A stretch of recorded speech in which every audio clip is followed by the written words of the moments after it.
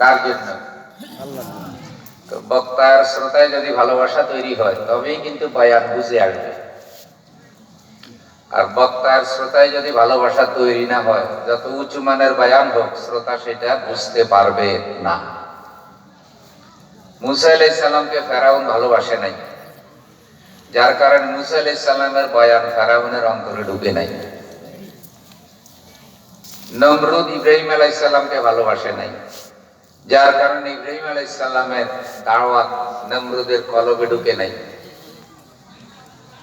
মুহাম্মদ সাল্লাল্লাহু আলাইহি সাল্লামকে আবু জেহেল ভালোবাসে নাই, যতই চেষ্টা করেছে আবু জেহেলকে মুহাম্মদ সাল্লাল্লাহু আলাইহি সাল্লাম বুঝাইতে পারে নাই। এই যুগেও কিছু মানুষ আছে যারা কোরআনকে, কোরআনের আইনকে ভালোবাসে না। যত বড় হুজুরই ওয়াজ করুক, তাদের কলবে কোরআনের ওয়াজ ঢুকে না। এমন মানুষ আছে না নাই?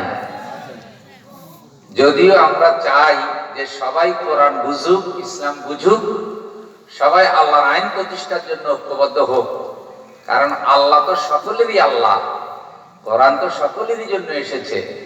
সুতরাং কোরআনের আইন প্রতিষ্ঠার কথা এক দল কেন বলবে? সব মুসলমানে মিলেই তো বলা দরকার।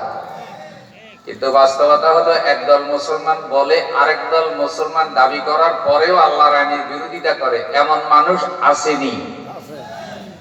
আর যারা চুপ করে আছে তাদের ধারণা নাই, আসেনি ভাই। এটাতে যেই কাজটা আবু জেহেল করার কথা, সেই কাজটা তো কোনো মুসলমান করতে পারে না। কিন্তু দুর্ভাগ্যজনক হলেও সত্য যে বাংলাদেশের এই প্রেক্ষাপটে আল্লাহর আইনের বিরোধিতা কিছু নামদারি মুসলমানেরাও করে। তাদের সবার জন্য মুসা এবং ফেরাউনের ঘটনার মধ্যে শিক্ষা আছে। আপনাদের মনোযোগ আমার দিকে আসেনি। নারায়ে তাকবীর।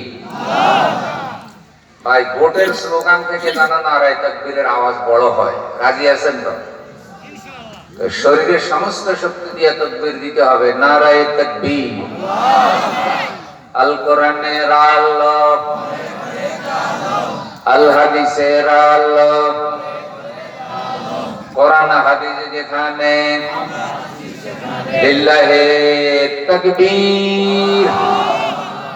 মাশাআল্লাহ। কারণ আল্লাহ বলছে, আমি এই ঘটনা ইমানদারদের জন্য বয়ান করতেছি। মুসার ঘটনা, ফেরাউনের ঘটনা।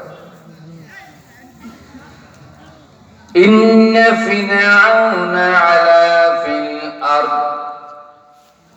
ফেরাউন মিশরের ক্ষমতায় বসেছিল। কে বসছিল? কোথায়? মিশরের ক্ষমতায়।